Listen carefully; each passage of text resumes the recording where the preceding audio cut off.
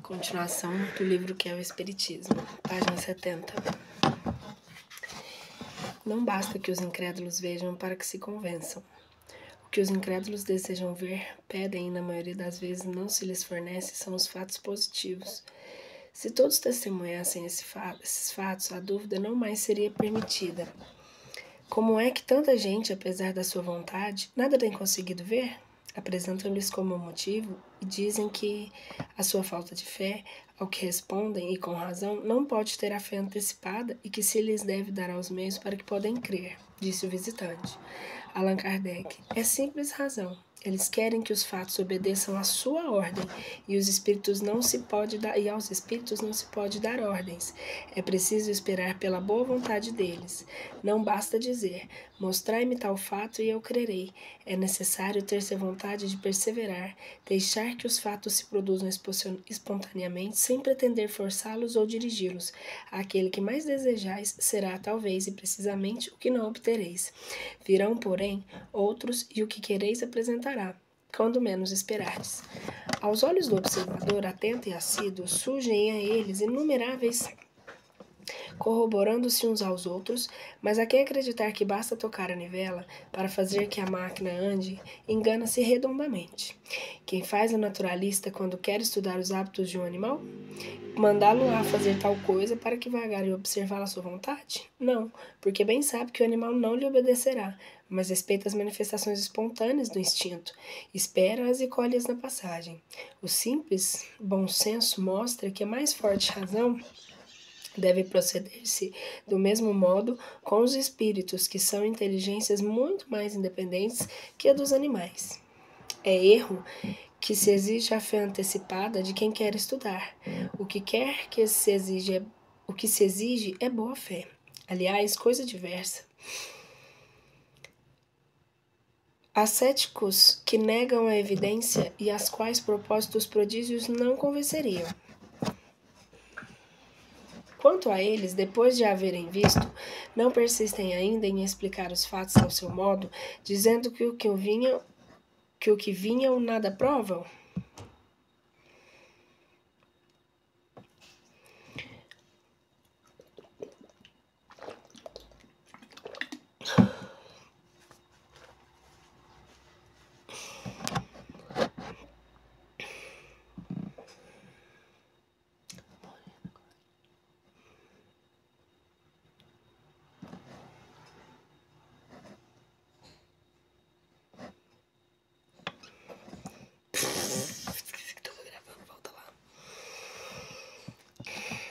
Essas pessoas só servem para trazer perturbação ao seio das reuniões, sem que elas mesmas lucrem coisa alguma.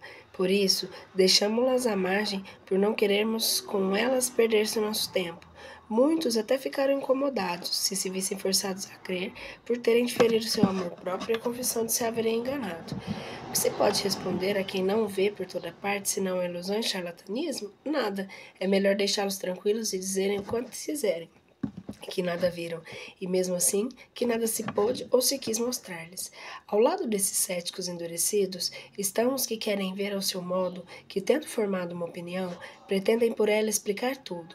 A estes, não compreendem que os fenômenos se possam dar contrariamente ao seu desejo. Não sabem ou não querem colocar-se nas condições precisas para obtê-los. Quem de boa fé deseja observar, deve, não digo, crer sobre a palavra, mas abandonar toda a ideia preconcebida e não querer comparar coisas incompatíveis. Cumpre-lhe aguardar, seguir, observar com paciência infatigável. Essa condição que é também favorável aos que se tornam adeptos, pois ela prova não haverem formado levianamente a sua convicção. Dispondes de tal paciência?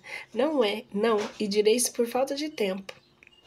Então, não vos ocupeis, não faleis mais nisso, pois ninguém a tal vos obriga. Boa ou má vontade dos espíritos para convencer. Os espíritos devem almejar fazer prosélitos, porque não se prestam melhormente aos meios de convencer certas pessoas cuja opinião não teria grande influência?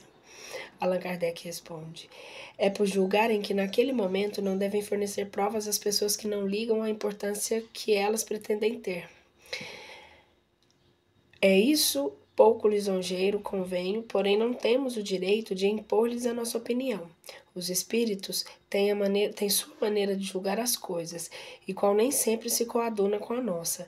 Eles veem e pensam e agem segundo outros elementos, ao passo que a nossa vista é circunscrita pela matéria, limitada pela estreiteza do círculo em que vivemos. A eles abrange um conjunto, o tempo, que não nos parece longo. É para eles um instante, a distância um simples passo, e certos pormenores para nós de importância extrema são futilidades aos seus olhos. Em compreensão, ligam às vezes a importância às coisas cujo verdadeiro alcance escapa. Para compreendê-los, é preciso elevar-nos o pensamento acima do horizonte material e moral, colocarmos no seu ponto de vista, pois não são eles que devem descer ao nosso nível, mas subirmos nós até eles. É o que ensinam no estudo e observação. Os espíritos gostam dos observadores assíduos e conscienciosos. Para estes se multiplicam a eles fontes de luz, que nos afugentam. Não é a dúvida que nasce da ignorância, é a fatuidade desses pretensos observadores que nada observam, que desejam colocá-los no banco dos réus para fazê-los promoverem-se como títeres. É o sentimento de hostilidade e descrédito que existia em seus pensamentos, quando não o traduziam por palavras. Por sua causa, os espíritos nada fazem, pouco se importando com o que possam dizer ou pensar, e porque o seu dia também chegará. Por isso, vos dizia que não é a fé antecipada que pedimos, mas sim a boa fé.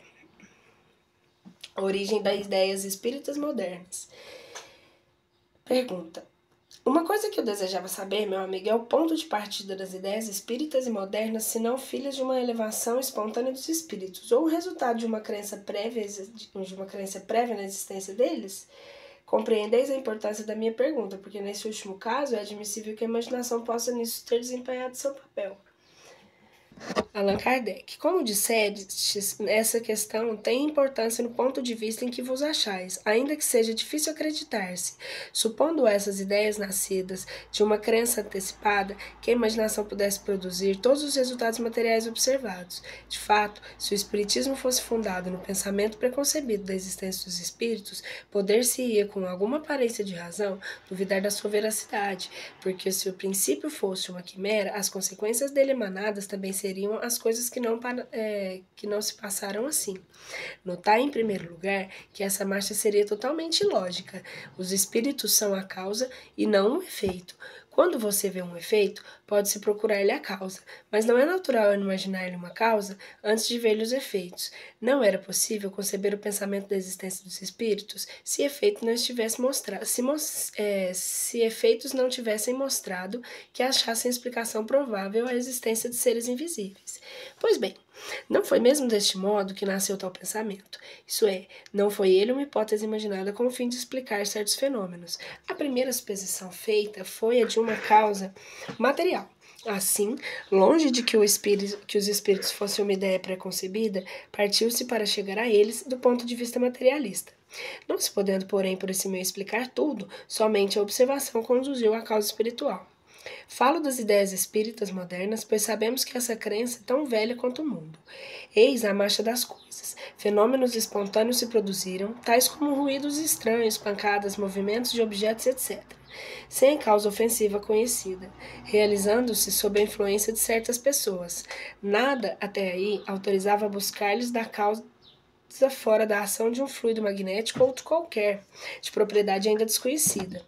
Não se tardou, porém, a reconhecer nesses ruídos e movimentos um caráter intencional e inteligente, de que se concluiu, como já o disse, se todo efeito tem uma causa, todo efeito inteligente tem uma causa inteligente. Essa inteligência não podia estar no objeto, porque a matéria não é inteligente. Seria o reflexo da pessoa ou das pessoas presentes. Assim se julgou no começo, como já igualmente vos disse, só a experiência podia pronunciar-se, e ela demonstrou por provas irrecusáveis que em muitas circunstâncias é completa dependência da inteligência que se manifesta. Ela não poderia, pois nem o objeto nem a pessoa. Quem era então? Ela própria respondeu, declarando pertencer aos seres corpóreos chamados espíritos. A ideia dos espíritos não pré-existia, nem mesmo lhe consecutiva. Em uma palavra, não nasceu do cérebro de ninguém, mas nos foi dada pelos espíritos mesmos. E tudo o que soubemos depois a seu respeito foi-nos dado por eles ensinados. Uma vez revelada a existência dos espíritos e estabelecidos os meios de comunicarmos com eles, pôde-se entreter a conversações seguidas e obter informações sobre a natureza desses seres, condições de sua existência e seu papel no mundo visível. Se assim pudéssemos integrar os seres do mundo infinitamente pequenos, quantas coisas curiosas não ficaríamos falando sobre eles? Suponhamos que antes da se assim pudéssemos interrogar os seres do mundo infinitamente pequenos, quantas coisas curiosas não ficaríamos sabendo sobre eles? Suponhamos que antes da descoberta da América, um fio elétrico estivesse estabelecido através do Atlântico e que na sua extremidade europeia se houvessem produzidos alguns sinais inteligentes e ter-se-ia logo concluído que na outra extremidade se achavam os seres inteligentes que desejavam comunicar-se. Teríamos interrogado e teriam respondido. Ficaria assim com a certeza da sua existência e poderia adquirir o conhecimento dos seus costumes e modos de ser, apesar de nunca havermos visto. Foi o que se deu nas relações com o mundo invisível. Manifestações materiais foram sinais e meios de aviso que nos conduziram a comunicações mais regulares e mais seguidas. E coisa notável, à medida que os meios de mais fácil comunicação se acham a nos dispor, os espíritos abandonam os primitivos, insuficientes e incômodos. E, coisa notável, à medida que os meios de mais fácil comunicação se acham ao nosso dispor, os espíritos abandonam os primitivos, insuficientes e incômodos, qual o mundo que, recuperando a palavra, renuncia à linguagem dos sinais. Quem eram os habitantes desse mundo? Eram seres à parte, estranhos à humanidade. Eram bons ou maus? Foi ainda a experiência em que se encarregou da solução de tais problemas, mas até que observações numerosas tivessem derramado luz sobre o assunto, o campo das conjecturas e dos sistemas esteve aberto, e Deus sabe quantos surgiram. Uns creram ser os espíritos superiores em tudo, outros neles só viram demônios. Era só por suas palavras e atos que podiam julgá-los. Suponhamos que dentre os desconhecidos habitantes dos transatlânticos, de que acabamos de falar, tenha um dito muito boa coisa, ao passo que outro se faziam notar pelo cinismo da linguagem, ter-se-ia logo concluído que entre eles haviam bons e maus. Foi o que aconteceu com os espíritos, e assim se conheceu entre eles todos os degraus de bondade e maldade, de saber e ignorância. Uma vez bem informados acerca dos efeitos e boas qualidades que entre eles se encontram, cabe à nossa prudência distinguir o que é bom e o que é mal, o verdadeiro do falso nas suas relações conosco, absolutamente como procedemos a respeito dos homens. A observação não nos esclareceu somente sobre as qualidades morais dos espíritos, mas também sobre sua natureza e sobre o que podemos chamar de estado fisiológico. Ficou-se sabendo, por eles mesmos, que uns felizes e outros muito desgraçados, que não seres à parte da natureza excepcional, e sim as almas daqueles que já viveram na terra, onde deixaram seu invólucro corpóreo e que hoje povoam os espaços, nos cercam. Nos acotovelam sem cessar, e dentre eles, cada qual pode, por sinais incontestáveis, reconhecer os seus parentes e amigos e os que conheceram na terra. Enfim, soube-se que eles não são entes abstratos e materiais no sentido absoluto da palavra. Possuem um invólucro aqui chamados perispírito, espécie de corpo fluídico, vaporoso, diáfano, invisível no estado normal, e que, em certos casos, por uma espécie de condensação de disposição molecular, pode tornar-se momentaneamente visível e mesmo tangível, e desde então ficou explicado o fenômeno das aparições do contato.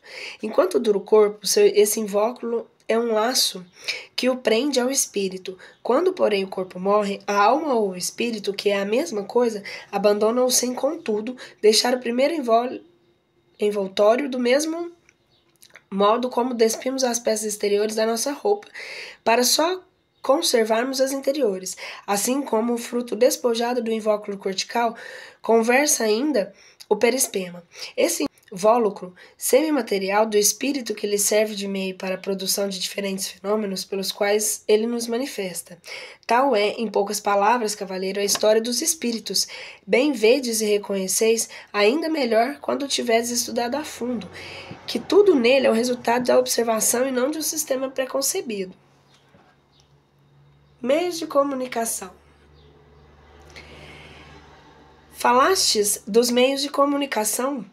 Podereis dar-me disso uma ideia, porquanto é difícil compreender como podem esses seres invisíveis conversar conosco?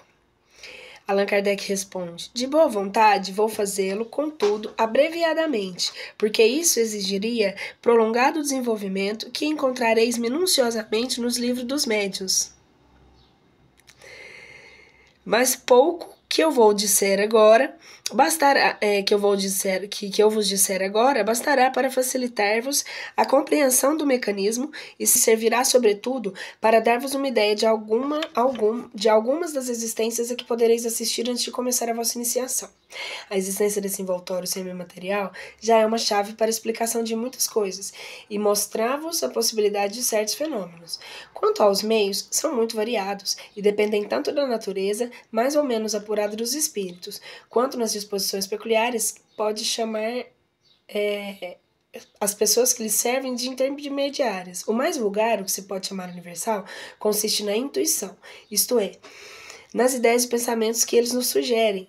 É este, porém, um meio pouco apreciável na generalidade dos casos. Outros existem mais materiais. Certos espíritos se comunicam por pancadas, respondendo por sim ou por não, ou designando letras que devem formar as palavras. As pancadas podem ser obtidas pelo movimento de oscilação de um objeto de uma mesa, por exemplo, que bate com o pé. Muitas vezes se fazem ouvir nas próprias substâncias dos corpos sem que esses se movimentem. Esse modo primitivo é demorado e dificilmente se presta a comunicações de certo desenvolvimento. A escrita substituiu e é obtida de diferentes maneiras.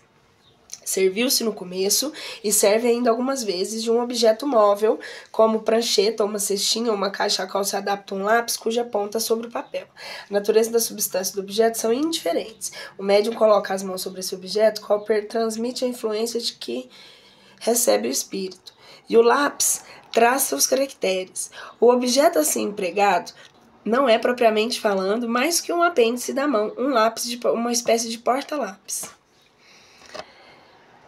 Depois, reconheceu-se a inutilidade desse intermediário, que não é senão uma condição dos meios, cujo mérito está em demonstrar de modo mais apalpável a independência do médium. Esse último pode descrever segurando ele mesmo o lápis. Os espíritos manifestam-se ainda e podem transmitir os seus pensamentos aos sons articulados. Os espíritos manifestam-se ainda e podem transmitir seus pensamentos por sons articulados que se fazem ouvir, seja no ar, seja no interior do órgão auditivo, pela voz do médium, pela vista, por desenhos, pela música e por muitos outros meios que um estudo completo nos torna conhecidos. Os médiuns possuem, para esses diferentes modos de comunicação, aptidões especiais que dependem de sua organização. Assim temos médiuns de efeitos físicos, isto é, aptos para produzir fenômenos materiais, como pancadas, movimentos de corpos e etc. Há médiuns auditivos, falantes, videntes, desenhadores, músicos e escreventes. Essa última faculdade é a mais comum, a que melhor se desenvolve pelo exercício e também a mais preciosa, por ser a que permite comunicações mais frequentes e rápidas. O médium escrevente apresenta numerosas variedades, das quais duas são muito distintas. Para compreendê-las, é necessário saber saber-se o modo pelo qual se opera o fenômeno. O espírito atua, algumas vezes, diretamente sobre a mão do médium, a qual dá um impulso totalmente independente da vontade deste, e sem que ele tenha consciência de que escreve. É o médium escrevente mecânico. Outras vezes, atuando sobre o cérebro do médium, seu pensamento se comunica com o deste, que então, se bem que escrevendo de modo involuntário, tem consciência mais ou menos nítida do que obtém. É um médium intuitivo. Seu papel é extremamente um intérprete, que transmite um pensamento que não é seu e que segue, portanto, ele deve compreender.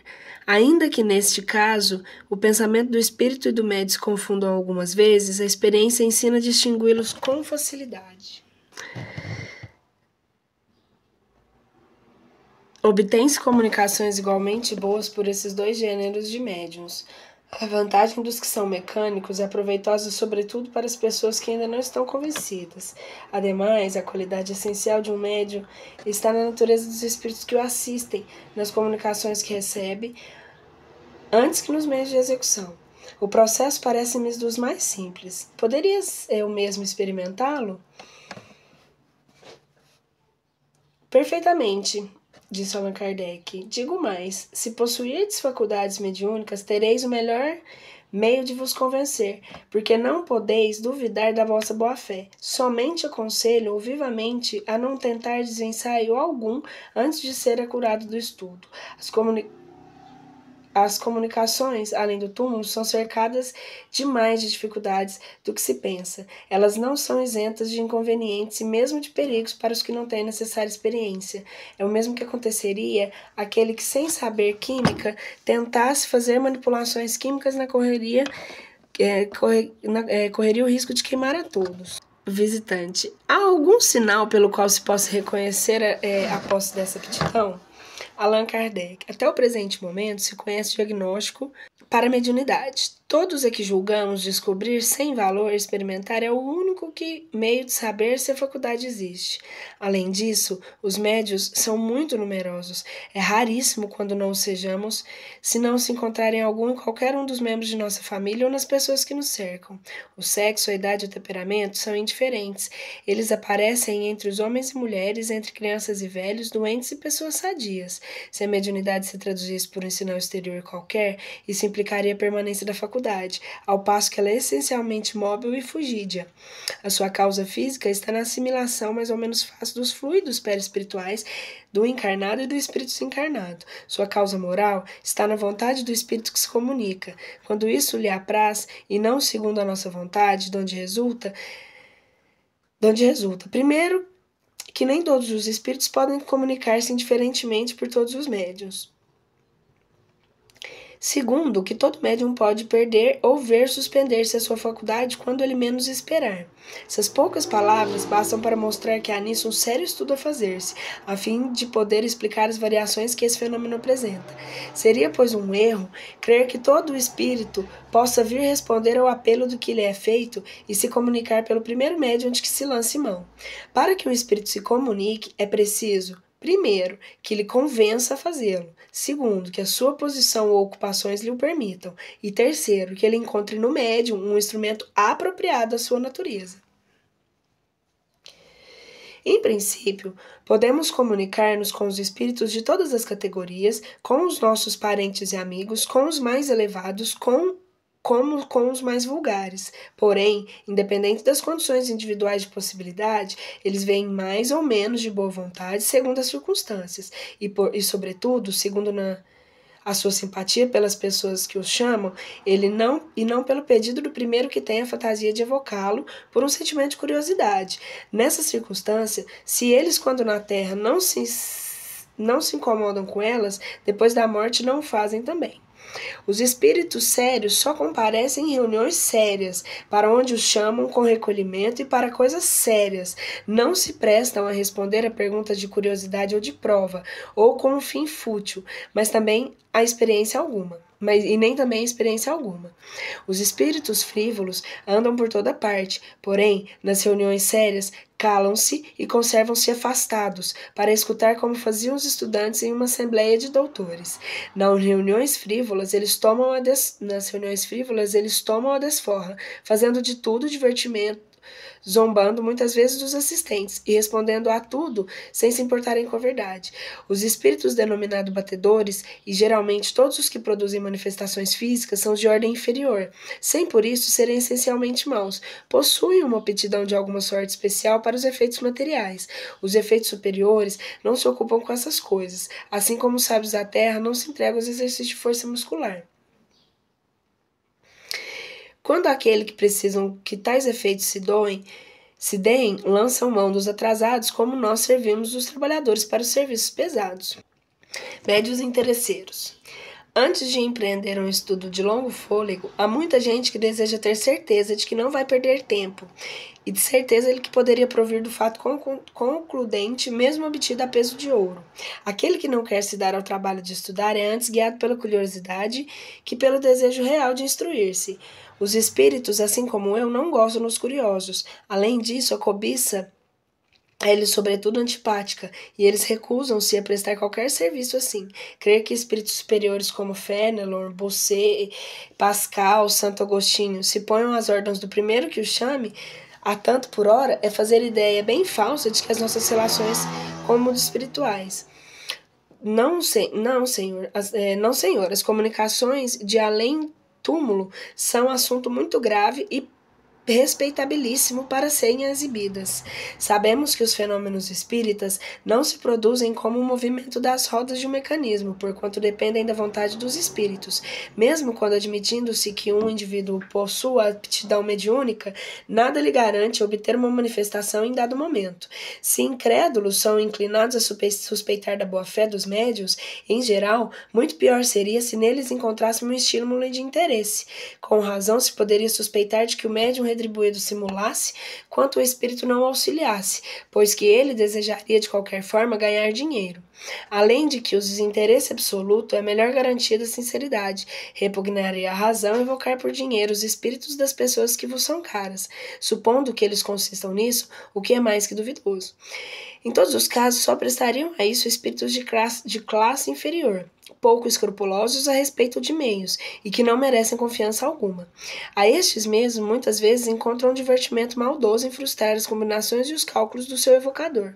A natureza da faculdade mediúnica opõe-se, pois a que ela sirva de profissão. À vista de sua dependência de vontade estranha à do médium, de lhe poder a ela, no momento preciso, deixá-lo em falta, salvo ele a suprir pela astúcia. Porém, admitindo mesmo inteira boa-fé, desde que os fenômenos não se produzem à vontade, seria puro acaso, em sessão paga, que se produzisse exatamente o que aquilo que desejássemos ver para nos convencermos. Porém, admitindo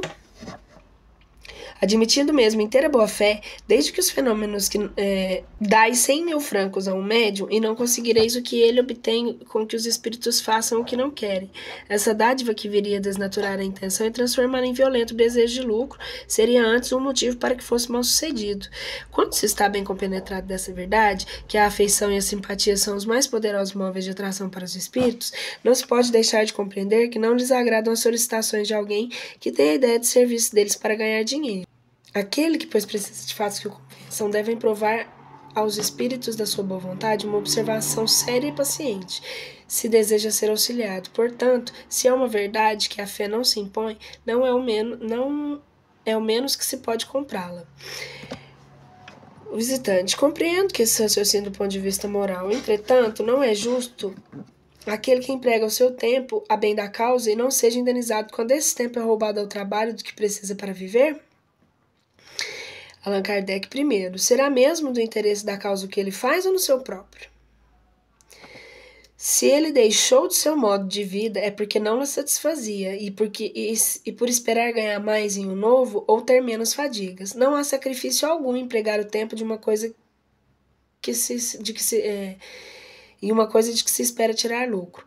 É absolutamente o mesmo que se dissesse que o interesse da humanidade, de que o padeiro da humanidade é absolutamente o mesmo que se dissesse ser no interesse da humanidade que o padeiro fabrica o pão. A mediunidade não é o único recurso. Se ele não a tivesse, procuraria ganhar a vida de outro modo. Os médiuns verdadeiramente sérios e devotados, quando não possuem uma existência independente, procuram os recursos no trabalho ordinário e não abandonam as suas profissões. Eles não consagram a mediunidade senão o tempo que lhes podem dar sem prejuízo de outras ocupações. Empregando parte do tempo destinado ao divertimentos e repouso, nesse trabalho mais útil, eles se mostram devotados, tomam-se apreciados e respeitados. A multiplicidade dos médiuns nas famílias torna demais inúteis médios de profissão, ainda que estes ofereçam todas as garantias desejáveis, o que é muito raro. A multiplicidade dos médios, se não o fosse o descrédito que acompanha esse gênero de exploração, Para que o felicite de muito haver concorrido, os médios mercenários pulariam e os jornais viriam sempre cheios de seus reclamos. Para que um fosse leal, apresentar-se-iam charlatões, abusando de uma faculdade real ou simulada, e fariam maior dano ao espírito. É, pois, um princípio. Todos os quantos veem no espiritismo coisa diferente de uma exibição de fenômenos curiosos que compreendem e tomam a respeito da dignidade a consideração os verdadeiros interesses da doutrina. Reprovam toda a espécie de especulação, qualquer que seja a forma ou disfarce com que se apresente. Os médiuns sérios e sinceros, e eu dou este nome aos que compreendem a santidade do mandato que Deus lhe confiou, evitam até as aparências do que poderiam fazer parar sobre eles a menor suspeita de cobiça. Eles considerariam uma injúria a acusação de tirarem qualquer lucro da sua faculdade. Convinde, Senhor, apesar de ser desincrédulo, que um médium nessas condições faria sobre vós uma impressão totalmente diversa de sentireis se lhe tivesseis pago para vê-lo trabalhar, ou quando mesmo fossem admitidos por favor, se soubesseis atrás de tudo aquilo havia uma questão de dinheiro, concordai que vendo antes o animar de um verdadeiro sentimento religioso, estimulado pela fé somente e não pelo desejo do ganho, e involuntariamente o respeito porque ele se impunha, seja embora ele o mais humilde proletário.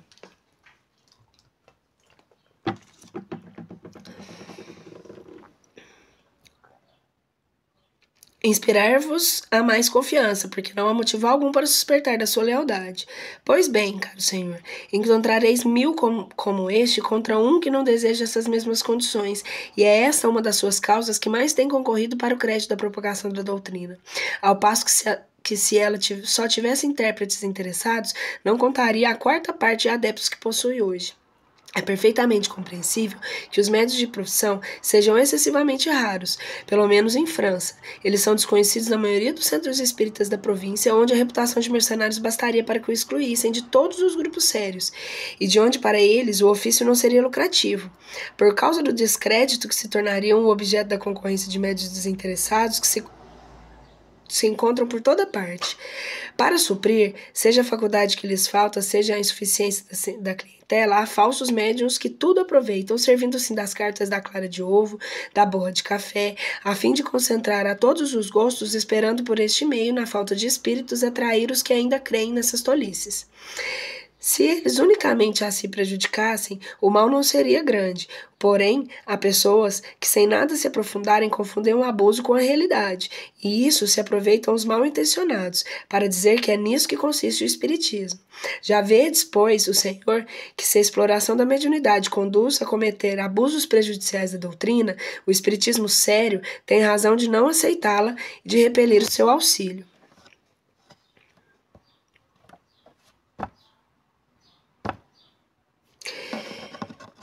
Visitante, tudo isso é muito lógico, eu concordo, mas os médios desinteressados não se acham ao dispor de qualquer e sentimos-nos constrangidos de incomodá-los. Escrúpulos que não embaçam quando buscamos aquele que recebe uma praga convencido de que não lhe vamos roubar o tempo. Muita gente que se deseja convencer acharia muito mais facilidade se existissem médiuns públicos. Allan Kardec, se os médiuns públicos, como lhe chamais, não oferecem garantias precisas, como poderiam ser úteis ou levar para alguém convicção? O inocente que assinalais não destrói de muito mais gravidade que você tem.